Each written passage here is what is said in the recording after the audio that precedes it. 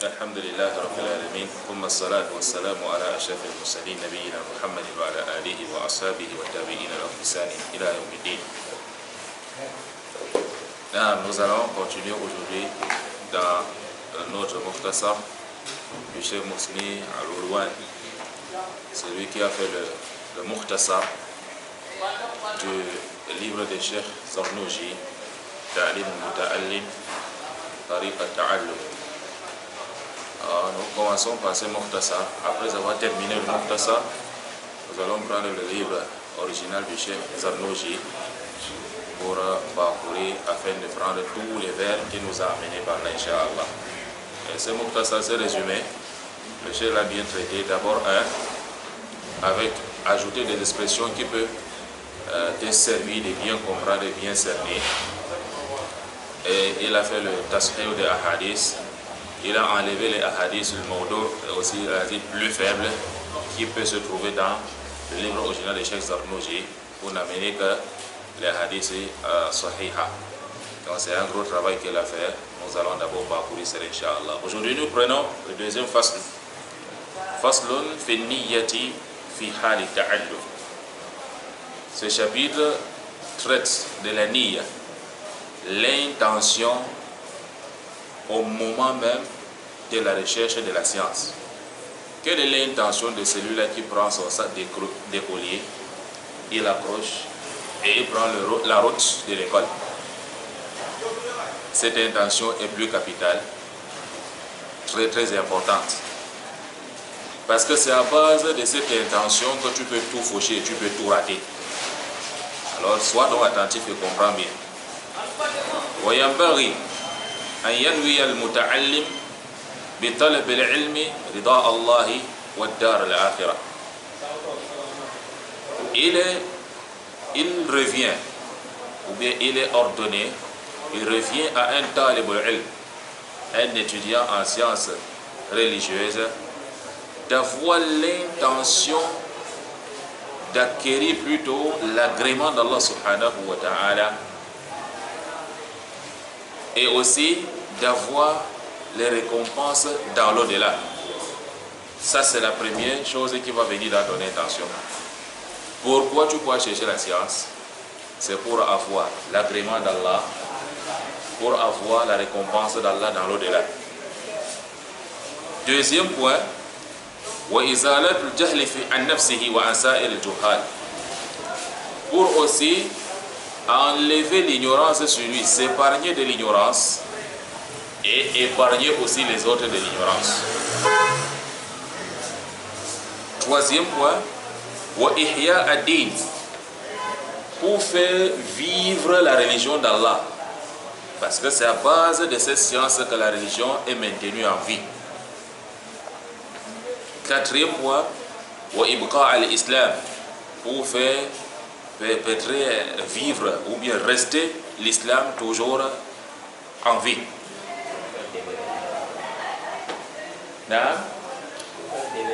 Pour faire demeurer l'islam. فَإِنَّ بَقَاءَ الْإِسْلَامِ بِالْعِلْمِ. Parce que faire demeurer l'islam ne peut pas être possible sauf avec la science. وَالشُّكْرِ عَلَى نِعْمَةِ الْعَقْلِ, et aussi la reconnaissance pour le bienfait de la raison qu'Allah t'a donnée, وَصِحَّةِ الْبَدَنِ, et aussi la santé. Voilà pourquoi tu prends ton sac pour te diriger vers une école apprendre l'islam. C'est pour avoir l'agrément d'Allah, pour être anobli le jour de Qiyamah, avoir la récompense dans l'au-delà, pour enlever l'ignorance sur toi-même et l'ignorance sur les autres, pour faire vivre la religion d'Allah et faire survivre aussi l'islam, car l'islam, sa survie dépend de la science. Et aussi reconnaître les bienfaits d'Allah subhanahu wa ta'ala, qui est d'abord le bienfait de la raison qu'il t'a donné, et aussi le bienfait de sihhatul badan, la santé. Voilà en quelques mots ce que l'intention d'un étudiant en sciences islamiques. Si tu as déjà cette intention, sache que tu as le bon départ. tu as fait un avancée très capitale. Mais si ce n'était pas ça ton intention dès le départ, il faut la changer maintenant. Changer l'intention, les prendre plutôt celle-ci. Sinon, c'est que tu es déjà fauché. Si ton intention était plutôt pour qu'on t'appelle aussi savant, pour qu'on dise aussi que toi aussi tu es fort, pour avoir aussi la parole, pour montrer à ceux-là qui ne viennent pas apprendre que non, toi tu les dépasses, c'est que ton intention était déjà fauchée dès le départ et c'était grave parce qu'il se peut que même ici tu n'auras pas les récompenses et dans l'au-delà tu n'auras pas. Pour avoir l'agrément d'Allah, change ton intention et prends celle-ci. Qu'Allah te le facilite. Faslun fi ikhtiyar al-ilm wal-ustaz wal-sharik wal-thabat.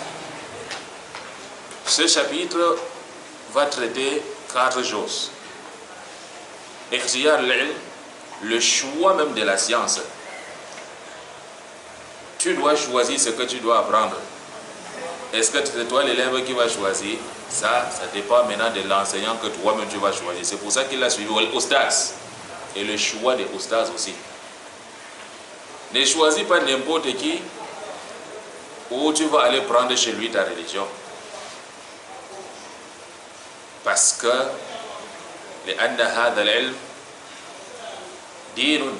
cette science, c'est même elle la religion.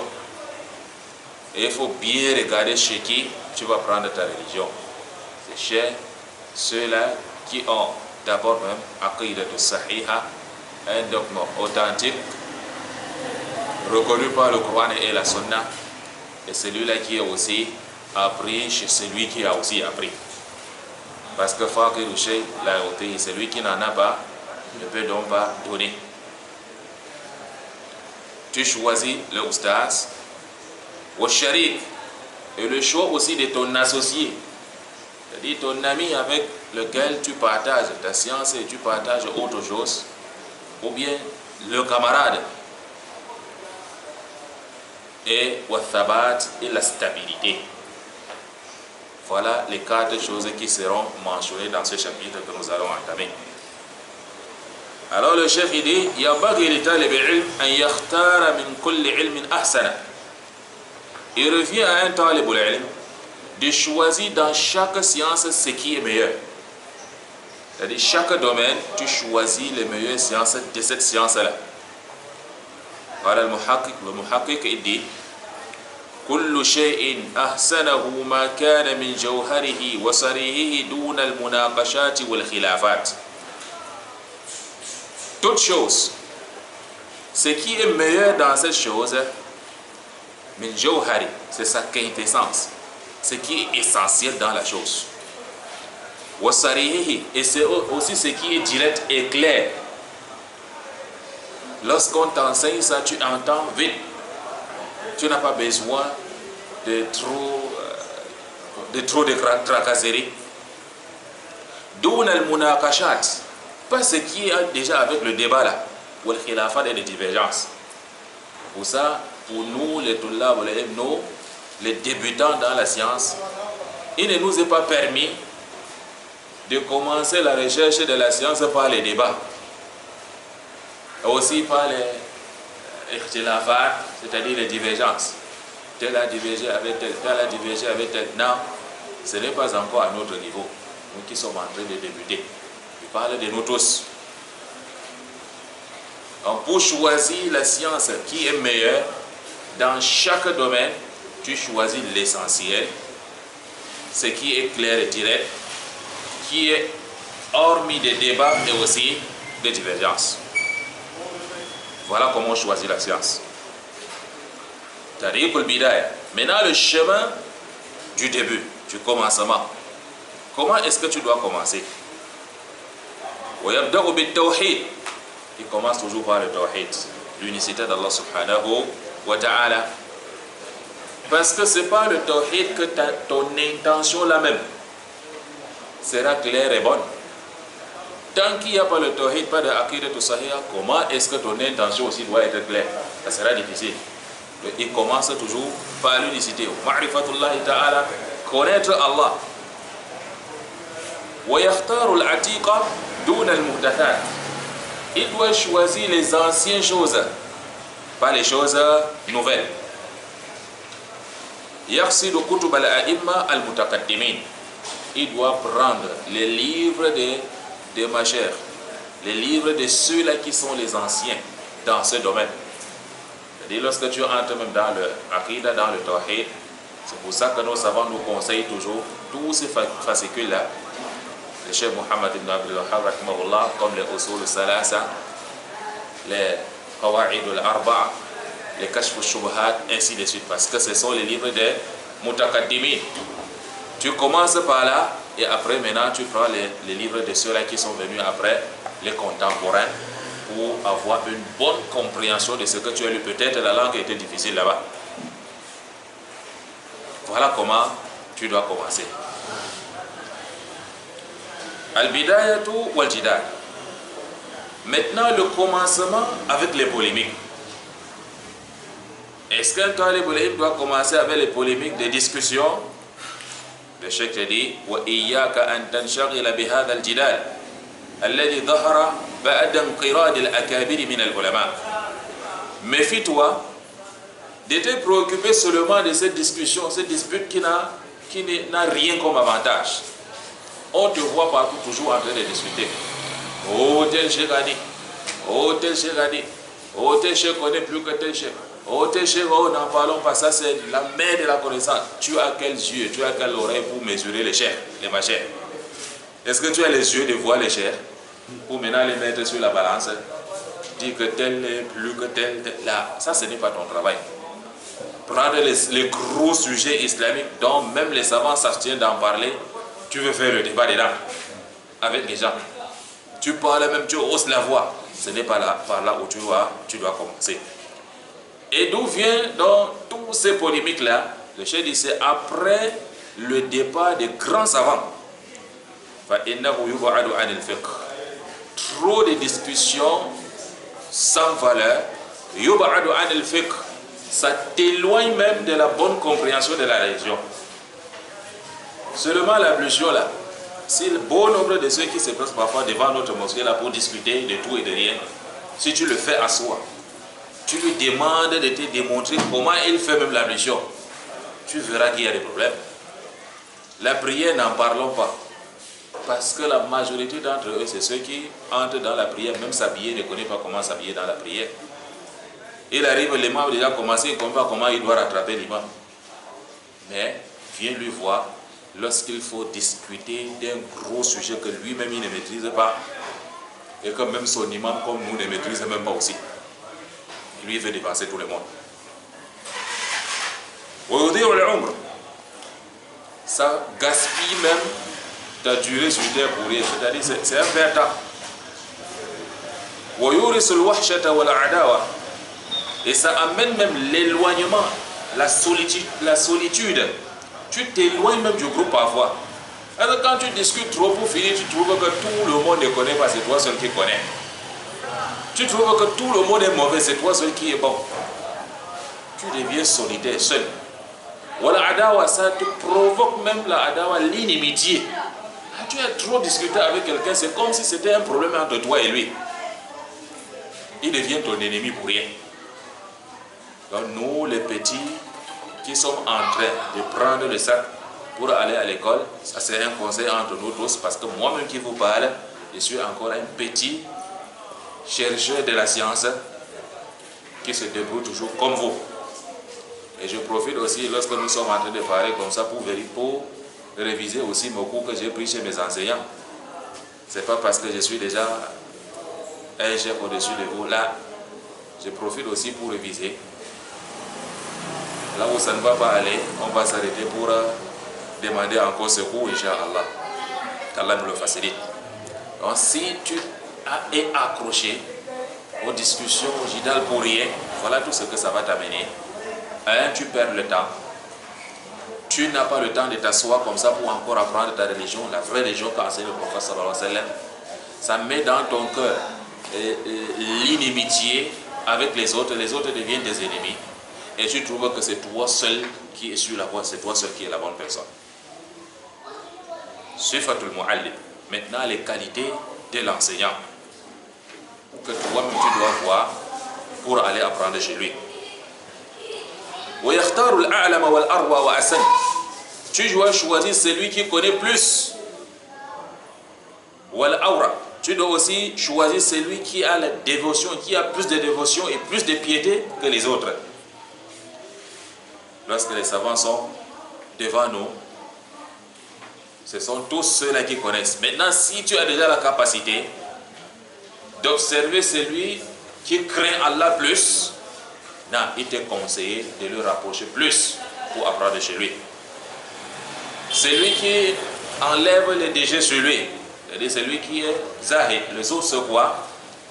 C'est at-taharruzu an shubhat, se mettre à l'écart de tout ce qui prête ambigu. Entre un savant, un cheikh qui fait toujours des choses qui sont des choses douteuses, mais ce n'est pas un péché, tu ne peux pas le taxer de pécheur, mais parfois ça t'amène les doutes. Avec celui-là qui ne t'amène pas les doutes, il est conseillé que tu laisses celui qui t'amène les doutes pour aller vers chez lui, dont tu ne doutes pas de sa piété. On laisse le reste à Allah.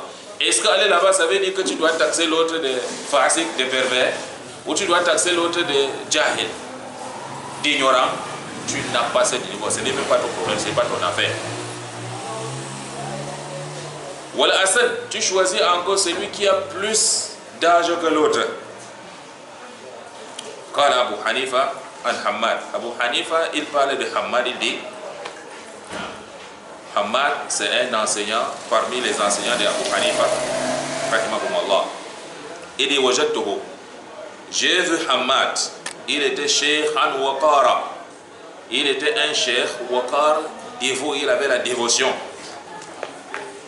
Haliman saboura, il était patient et endurant fil umur, dans toutes ses affaires, dans toutes les affaires. Son cheikh, il dit qu'il était endurant, il était patient et il avait la dévotion. C'est pour ça qu'il a appris chez lui. Donc seulement son sifa, ses qualités, c'est déjà la science.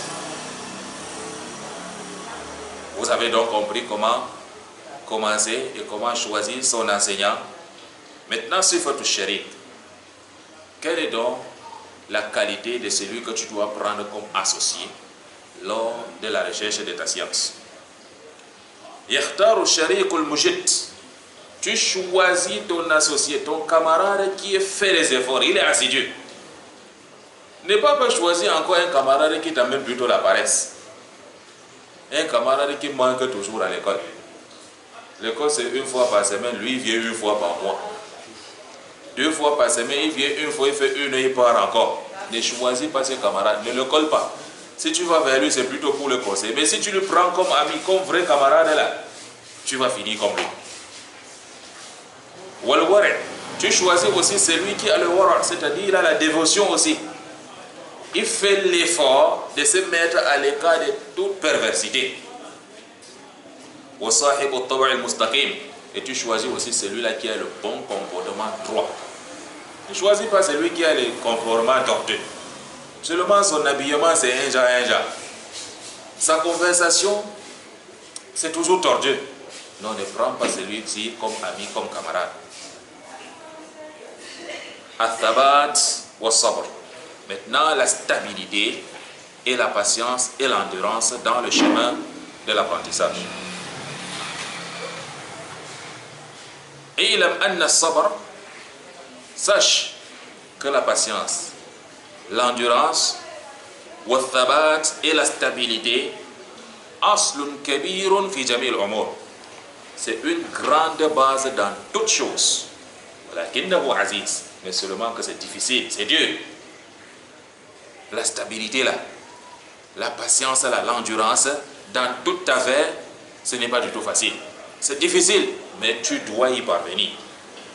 Comme écrit là, comme un savant il a dit, لكل إلى شأو العلا حركات ولكن عزيز في الرجال ثبات. Il dit à chacun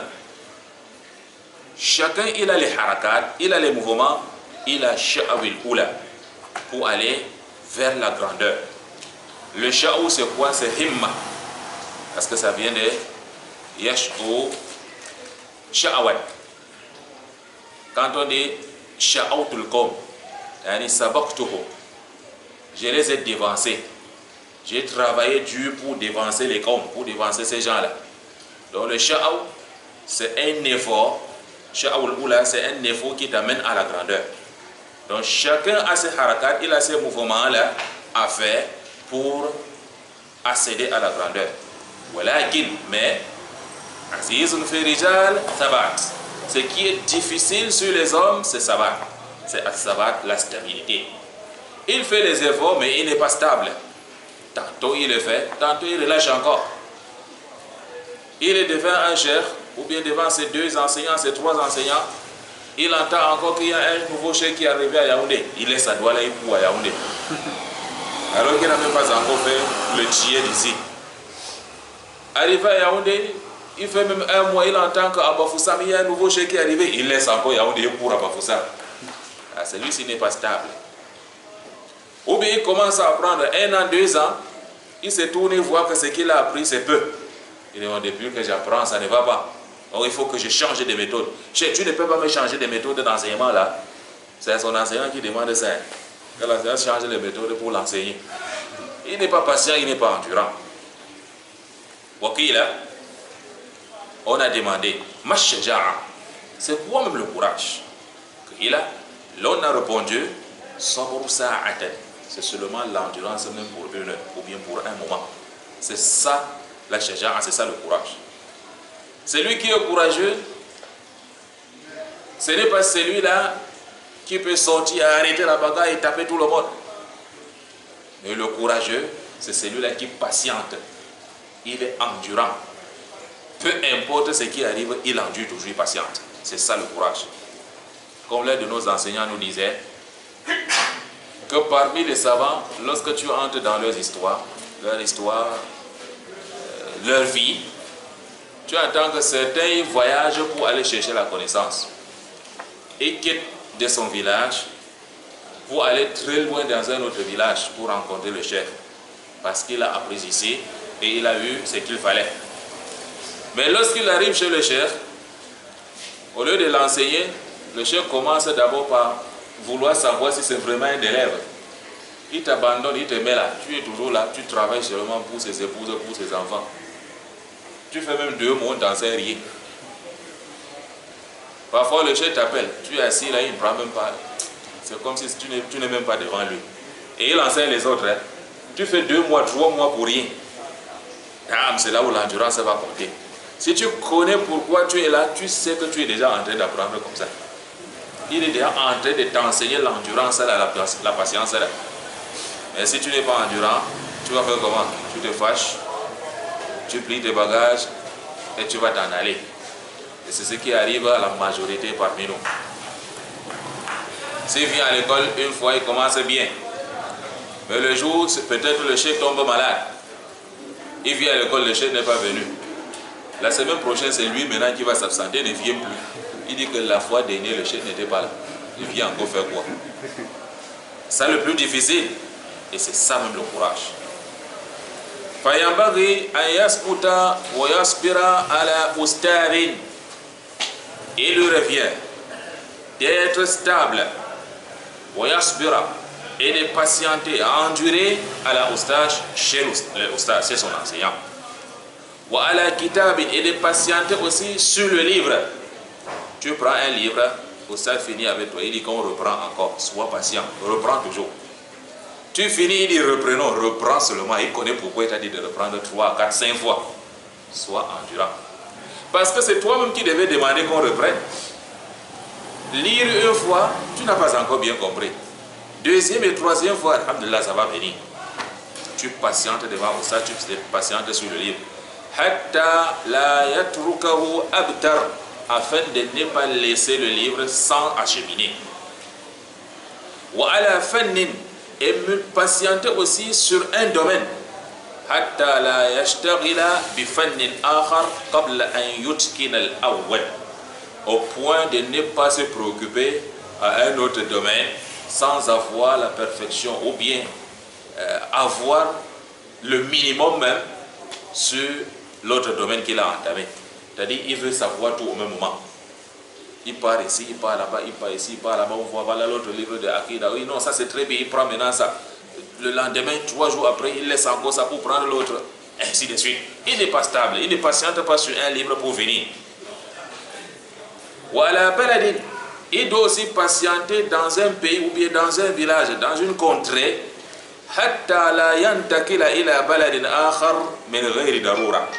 afin de ne pas se déplacer pour aller dans un autre village ou dans une autre ville seulement pour chercher la connaissance alors qu'il n'y a pas de nécessité. On se déplace lorsqu'il y a nécessité. Mais tant qu'il n'y a pas de nécessité, ne te précipite pas pour te déplacer sans savoir ce que tu vas aller chercher. C'est pour ça que même chez nous ici, nous avions le minimum qu'il faut avoir avant de bouger, se déplacer pour aller chercher la connaissance ailleurs. Naam, notre environnement ne nous permet pas d'aller plus loin et plus vite. C'est pour ça que nous conseillons toujours, nous tous, nous conseillons que si tu trouves la possibilité de sortir d'ici, de ce Cameroun-ci, ou bien de ce Douala-ci, pour aller ailleurs, rester stable et apprendre la connaissance, ça même qu'on t'encourage à le faire. Parce que nous connaissons tous notre environnement.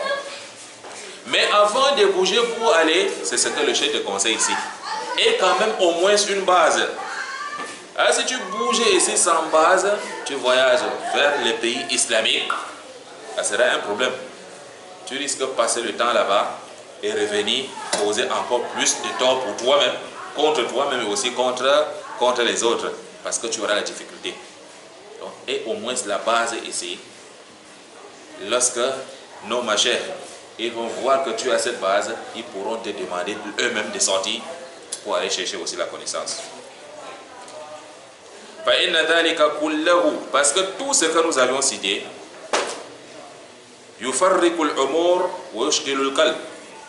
ça divise tes affaires, ça éparpille les affaires et ça préoccupe aussi le cœur. Le cœur n'est pas tranquille. Ça perd le temps, ça te fait perdre le temps pour rien et tu n'as rien dans la tête. Ça nuit aussi à l'enseignant. Parce que peut-être il voyait déjà un élève devant lui qu'il est en train d'assimiler ses cours, de prendre quelque chose. Un temps de mouvement, il disparaît. On ne sait plus là où il est. Et pas encore lorsqu'il fait beaucoup de jours, beaucoup de mois, il revient. Ce qu'il avait déjà, c'est encore disparu. Ça, c'est la nuisance pour ton enseignant. Chaque enseignant aimerait voir les fruits de ce qu'il a donné comme science. Mais s'il donne, il ne voit pas de fruits, ça veut dire que lui aussi, il ne fait rien. Il perd aussi le temps. Ça nuit à l'enseignant. Il doit patienter face à ce que lui ordonne sa passion. Ce que ta passion t'ordonne là, patiente et ne tombe pas dedans. Parce que si tu y vas, comme tu dis, demander ta passion, tu as certes tout perdu en ce qui concerne la science. Quand un poète a dit, Inna al-hawa. Le hawa c'est quoi? Le hawa, la passion, c'est ce que l'âme veut toujours que tu le fasses. Et Inna al-hawa, lahu al-hawan bi'aynihi. La passion, lahu al-hawan. Al-hawan c'est azul. Adamul ihtiram, diddul karama. La passion, c'est l'humiliation bi'aynihi elle-même. La passion, là, c'est l'humiliation. Quand tu suis toujours ta passion, pour finir, ça va t'humilier.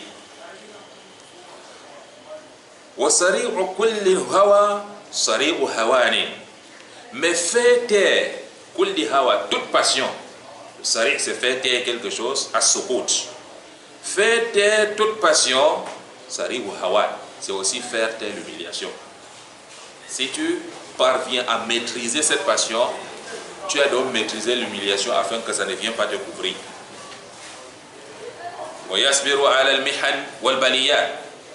Un talibul ilm, celui-là qui cherche la science, il doit patienter, il doit endurer. Al-mihan, sur toute calamité. Wal baliyat, et aussi en toute épreuve, il doit aussi patienter.